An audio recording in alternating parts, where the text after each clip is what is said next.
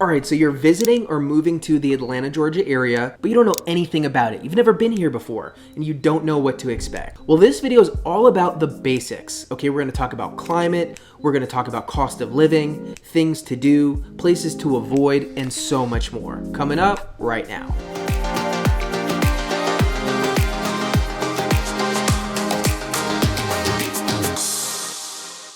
Hey everyone, welcome back to Living in Atlanta. This YouTube channel is all about what it's like to live in the Atlanta, Georgia area. My name is Mark Brenner. I'm a real estate agent and team leader here in Atlanta. And if you have any buying or selling needs of real estate in the Atlanta area, I want you to give me a call.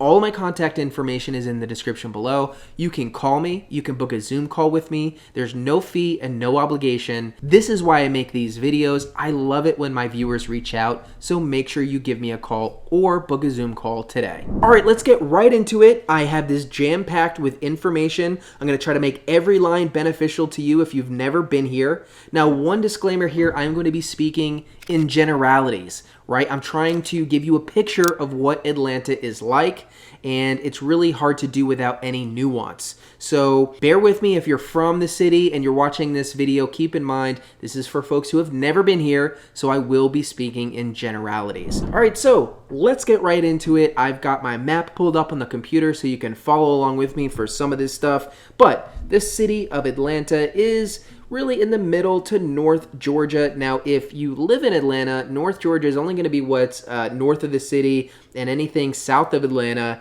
is going to be South Georgia, even though that might not technically be true geographically speaking. So that's where Atlanta is. Now let's talk about climate really quick. What is the climate like? Well, it's a very mild, warm, sunny climate. We have 4 distinct seasons. Let's break those seasons down for you real quick. So I would say pretty much from March to May, you'll have a beautiful spring, not too much humidity, plenty of sunshine, of course, a little bit of rain in there. Now in early to mid-May, it's going to start to get really hot. You have a scorching July and August, and really it stays pretty hot through early September. And I would say middle of September, we move into a gorgeous fall season, my favorite season. You know, plenty of days that are cool and crisp in the 70s, and this will really go right on through the middle to November. It really doesn't start to have a sharp drop in temperature until mid to even late November sometimes, and it's a short rainy winter here, okay? So from mid-November, I would say till, the beginning of March, it's going to be kind of cold, kind of rainy, really no snow at all. So again, mild climate, short winter, prolonged, extremely hot and humid summer, and an absolutely gorgeous spring and fall season. Also to note, we have no natural disasters here in Atlanta. This is important for people moving from California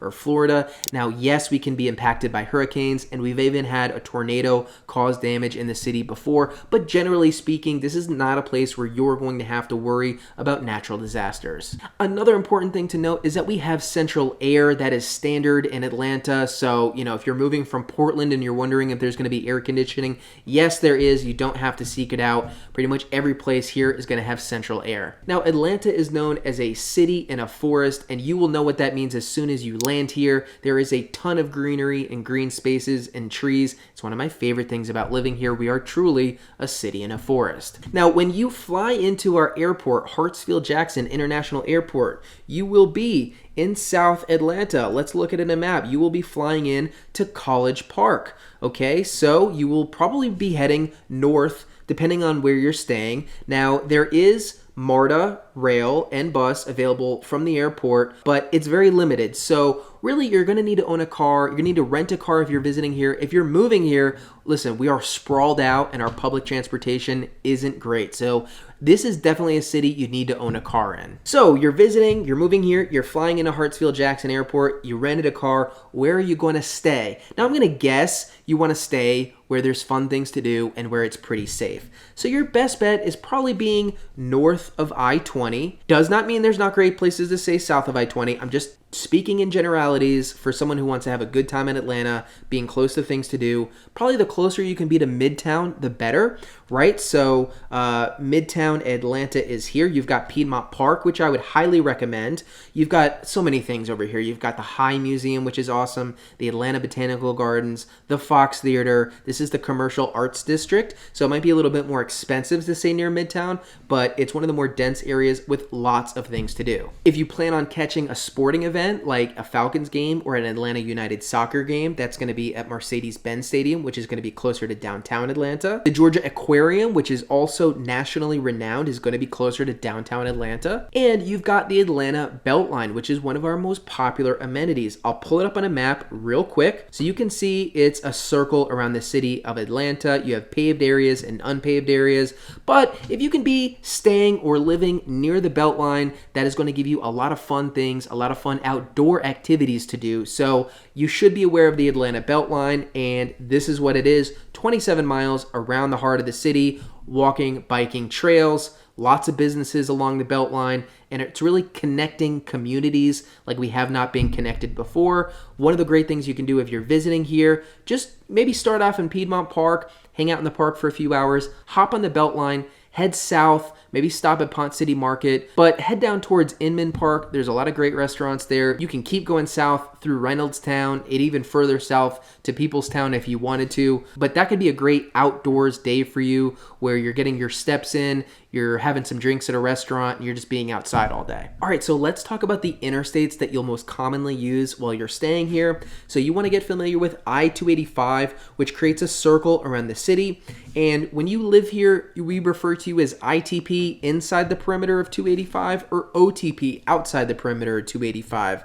So you'll see the city of Atlanta does not make up the entire perimeter. So for practical purposes, you might live in College Park or East Point. You're still going to have an Atlanta address. You're going to be in the perimeter, but you're not technically going to be in the city of Atlanta. Same thing for much of the east side. You know, you live in Decatur. You're not technically in the city of Atlanta, but you are in the perimeter. So for the practical purposes of living here, you're going to be in Atlanta. So you have I-285, which forms the perimeter. You have 75-85, which runs vertically in the middle of the city. 75 eventually branching off towards the northwest, 85 branching off towards the northeast, and then you have I-20, which bisects the city horizontally in the middle here. So if you're traveling east to west, west to east, you're going to be on I-20. And let's talk about MARTA, bus and heavy rail. I've got the map pulled up.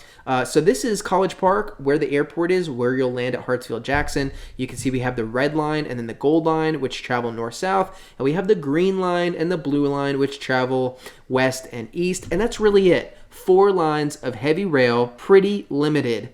There's a robust bus system as well, but it's not really a city where you can get around on subways like New York. There is limited heavy rail, and it really takes a lot of planning to make sure you can get where you need to go. All right, let's talk generally about areas. Where are the good areas? Where are the bad areas? This is broad strokes, okay? What I always say about Atlanta is it's very micro. Things change rapidly from street to street. I can't give a neighborhood a grade like an investor does. So we're just going to speak in broad strokes. Now, generally speaking, for whatever reason, the higher income areas, the areas with more amenities that are more desirable, typically are centered north Atlanta, okay? Heading from downtown up through Midtown, through Buckhead, where Lenox Mall is, a lot of high-end retail and shops. This is going to be an expensive area. It's going to be nice areas, expensive homes and whatnot. Everything to the east of that, North Druid Hills, Brookhaven, again, nicer, higher-end areas, safe, lots of things to do, and expensive. And so that's going to be as you head east, and then as you head down south from like North Druid Hills, you're going to have City of Decatur, which is a very popular area, very high-end, good schools in this area. Typically speaking, it's going to be the areas to the west and to the south that are going to be lower income, higher crime, less things to do. There's plenty of exceptions to that, okay? I love the Tri-Cities, East Point, College Park, and Hapeville. Very safe areas in many instances for families or for whomever. But broad strokes, generally, west and south is still up and coming, is still a little bit lower income, and in some instances can be higher crime. Generally speaking, to the north and to the east is where a lot of the money is, where a lot of the amenities are, and are typically more desirable areas. And of course, you got a lot of very hot, popular areas around downtown Atlanta, like Inman Park, Kirkwood, Edgewood, Grant Park, East Atlanta Village, Reynoldstown, Cabbagetown, a lot of popular neighborhoods just around the downtown of Atlanta. Okay, let's talk schools. You want to know where the good schools are? Well, Atlanta is not really known for its school quality here, okay? So I pull up a county map real quick. So, you have Atlanta here and North Georgia. And so typically your good counties for schools around Atlanta are going to be Gwinnett, Forsyth, Cherokee, and Cobb. Fulton is a really mixed bag, and there's a lot of not so great public schools. Same thing with DeKalb. City of Decatur has really good schools, but that's not the case for all of DeKalb County. So most of the areas with better public schools are going to be north of the perimeter. So like Marietta to the northwest, through, Alpharetta, Johns Creek, and then Lawrenceville to the northeast. Heading up north, a lot of great public schools. Inside the perimeter that we were talking about before, not such great public schools, unless we're talking about City of Decatur, which has very good public schools. So those are broad strokes about public schools around Atlanta. All right, so let's talk about demographics. Atlanta is 49.79% Black, 40.42% white, and 4.8% Asian, with 2 or more races making up 3.18% of the population. Let's talk about cost of living. This has spiked in the last few years, but this is still a relatively affordable place to live. So your average home price right now is going to be about $399,000. I do expect that to come down a little bit with interest rates where they are over the next 6 months. Now, if you're looking to rent in the city of Atlanta, there's going to be a huge difference in price depending on if you need a 1-bedroom apartment or a 4-bedroom single-family house. But generally speaking, you're going to be between $1,750 and $2,530 a month for your monthly rent. Now, property taxes are going to depend a lot on the size and the expense of your home and also the location, but generally speaking, you can plan for about 1% of the value of your home going towards property taxes. Now, let's talk about the economy. If you want to get a job here, if you're looking to move up a level or start your career here, what are some of the major industries? So we have finance, we have healthcare, we have media, TV and film, banking, manufacturing, logistics, and tech. So we have a very diverse economy here. This is a great place to start a career or move up the next level in your career. We also have a lot of companies either in the Fortune 500 or the Fortune 1000 that are headquartered here. Companies like UPS, Coke, Delta, Home Depot, The Southern Company, Chick-fil-A, Equifax, and so many more. So those are the broad strokes, the fundamentals, the basics of what Atlanta is all about, and some information that hopefully helps if you're visiting or moving here. What is the vibe of Atlanta? If I could convey what the city is like living here going on 15 years, I would say Atlanta is a medium-large city. It's never felt like a very big city to me, although it technically is. Culturally, it's rooted in the civil rights movement, in entrepreneurship, and in music. It's really a hodgepodge of historic communities and homes and businesses mixed in with new corporate and in many cases bland businesses and developments that are just rapidly growing here. It's sprawled out and not dense. You'll definitely need to own a car. It's incredibly green and sunny, and there is fantastic nature, mountains and rivers and lakes and all kinds of wonderful hiking opportunities. It's entrepreneurial, it's religious, everyone owns a gun, it's a deeply musical city. If you like festivals, you will love Atlanta. We have an abnormal amount of major festivals that happen here every year. It has all the typical amenities that you would hope to find in any major city. I'll be honest, to me it does lack somewhat the charm and distinct flavor of, say, a New Orleans or a Portland. But it is beautiful. It's sunny.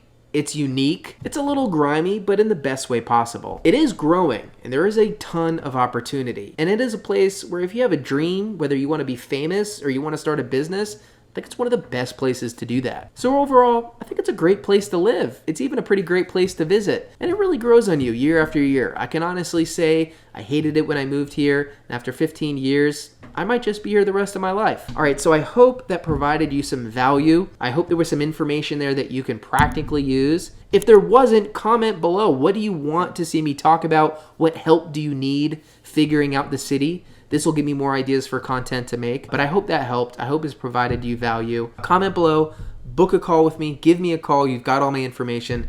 Thank you so much for watching. I really appreciate your support. If you could, please hit the subscribe button. It's really helpful for my channel, and I'll see you next time.